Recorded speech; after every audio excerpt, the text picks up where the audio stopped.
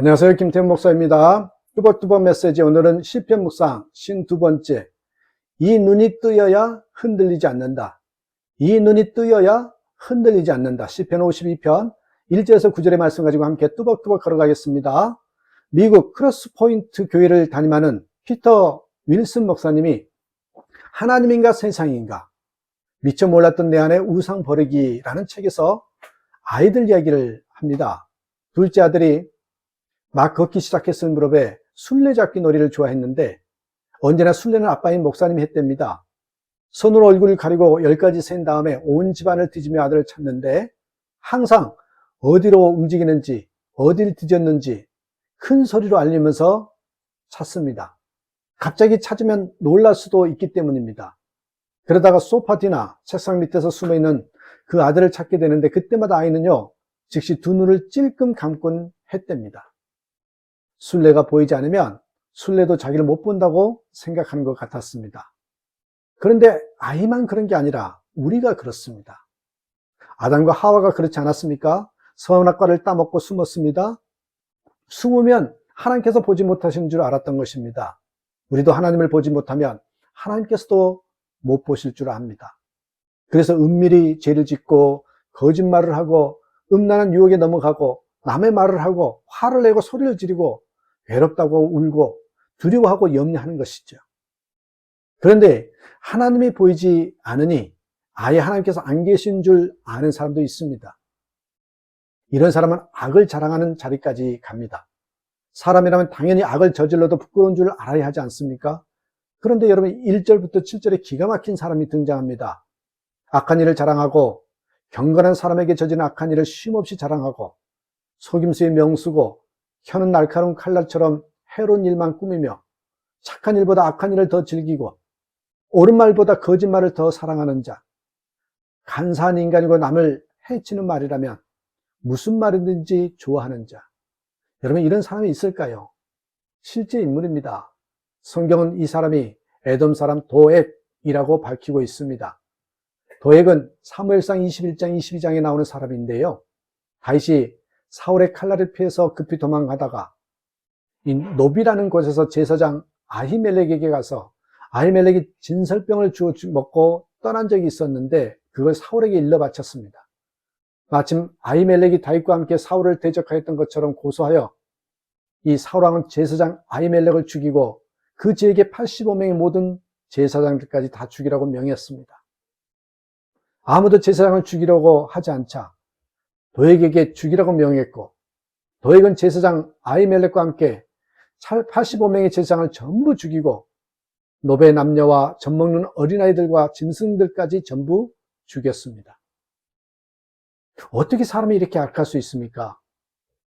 하나님이 안 계신 줄 알면 이런 사람도 되는 것입니다. 이런 악한 사람이 우리 주위에 항상 있습니다. 신성하고 깨끗해야 할 학교에도 복지시설에도 심지어 교회도 있습니다. 보이지 않는다고 하나님을 부인하면 이렇게 무서운 세상이 되는 것입니다. 피터 윌슨 목사님은 아이들 이야기를 하나 더 하셨습니다. 저녁 식사할 때마다 아들 중에 하나가 식사 기도를 해야 하는데 늘 누가 기도할지를 놓고 싸운다는 것입니다. 서로 이 핑계 저 핑계를 대면서 기도하지 않으려다가 결국 아빠인 목사님이 끼어들어서 한 녀석이 기도를 하게 되는데 기도하는 내용을 듣고 있느라면 기가 막힌다는 것입니다. 마치 너무나 하나님을 사랑하고 감사하여 기도하고 싶어서 안달이 났었던 것처럼 기도하기 때문이지요. 이 녀석들은 기도하기 싫어서 다투는 모습을 하나님이 다 보고 계신다고 생각하지 못하는 것 같습니다. 우리도 그렇지 않습니까? 대표 기도할 때와 평소와 다른 목소리의 표현으로 기도하잖아요. 기도하는 내용도 일상 대화 속의 내용과 많이 다릅니다. 그런 기도를 받으시는 주님이 얼마나 어색하실까요? 야, 평소처럼 해라. 그렇게 말씀하시지 않으실까요? 우리는 다 하나님을 잘 믿는 것 같지만 실제로는 전혀 하나님을 믿지 못하는 사람처럼 삽니다. 그 대표적인 예 중에 하나가 악한 자를 두려워하는 것입니다.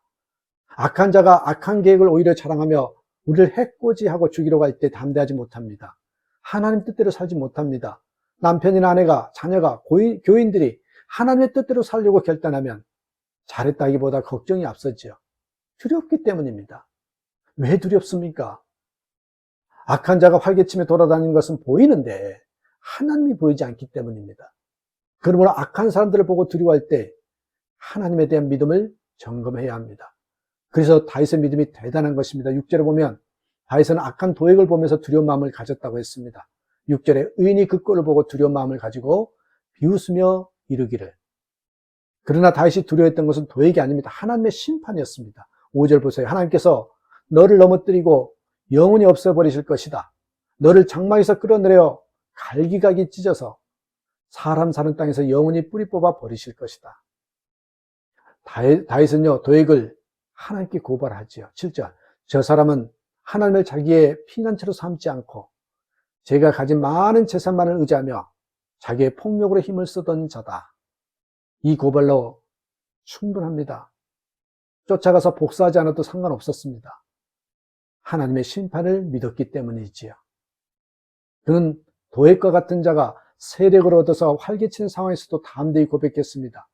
8절에 나는 하나님의 집에서 자라는 푸른 잎이 무성한 올리브 나무처럼 언제나 하나님의 한결같은 사랑만을 의지하려 한다. 9절 주님께서 하신 일을 생각하며 주님을 영원히 찬양하렵니다. 주님을 믿는 성도들 앞에서 선하신 주님의 이름을 우러러 기리렵니다. 다윗이 이런 믿음을 가졌던 것은 보이지 않는 하나님과 하나님의 나를 보는 것처럼 바라볼 수 있었기 때문입니다. 여러분, 우리도 보이지 않는 하나님과 하나님의 나라를 바라보는 눈을 떠야 합니다. 이 눈이 뜨여야 합니다.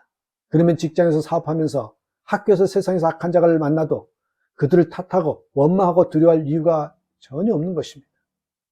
처음에는 주님이 함께 계시다는 말씀을 들어도 믿어지지 않을 수 있습니다. 실제 체험하지 못하였기 때문입니다. 그러나 체험은 하지 못하였지만 주님의 분명한 약속이기에 함께 하시는 주님을 생각하려고 애를 쓰는 것이 무엇보다 필요합니다. 에베소서 3장 17절에 믿음으로 말미암아 그리스도께서 너희 마음에 계시게 하시었고, 그러면은요, 어느 순간 주님이 함께 계심이 믿어지는 그 순간이 온단 말입니다. 애를 쓰지 않는데도 순간순간 주님이 생각나는 것이지요. 믿으려고 애를 쓰는 것과 믿어지는 것은 다른 것입니다. 그때부터 주님을 믿고 사는 자가 되는 것입니다. 주님이 함께 계심이 믿어지면 주님이 원하시는 것도 깨달아집니다. 주님이 기뻐하시는 것과 주님이 싫어하는 것이 느껴져요. 처음에는 이 구분이 애매할 때도 있었지만 점점 분명해집니다. 이때 주님의 음성을 듣는다고 하는 것이죠. 영적인 귀가 열린 것입니다. 이런 경험이 어쩌다 한 번이 아니라 자주 경험할 때 우리는 주님과 친밀해졌다, 이렇게 말을 하는 것이죠. 이처럼 보이지 않으시는 주님이 보이는 분처럼 믿어지고 주님의 뜻이 깨달아지면 삶이 완전히 바뀌게 됩니다. 아브라함처럼, 요셉처럼, 다윗처럼, 다니엘처럼, 엘리사처럼 그렇게 주님과 동행한 자가 되는 것입니다. 여러분, 인본주의가 무엇인 줄 아십니까? 보이는 것이 가장 중요하다. 보이는 것이 가장 중요하다. 이것이 인본주의의 핵심입니다. 이런 사람들은 보이지 않는 하나님을 믿고 일생을 산다는 것은 위험하다고 생각하죠. 그러나 보이는 것만 실제라고 생각하고 보이는 것만 의지하여서 살아가는 것이 더 위험하다는 것을 알아야 합니다. 오래전 사설 이 해병대 캠프에서 고등학교 학생들이 익사사고가 났어요. 마을 사람들이 그 바다는 위험한 바다이니까 물에 들어가지 말라고 경고했는데 그 많은 학생들을 그리 깊은 데로 들어가면서 구명조끼 하나 지급하지 않고 바다로 들어가게 했다니 어떻게 이럴 수 있습니까? 교관의 눈에는 바다가 안전해 보였기 때문이죠. 학생들은 눈에 보이는 교감만 믿은 것입니다. 앞으로 걸어 들어가는 친구들만 따라간 것입니다. 그러나 사람들이 다 이렇게 사는 것을 알아야 합니다. 너무나 중요한 인생의 진로를 눈에 보이는 대로 판단합니다.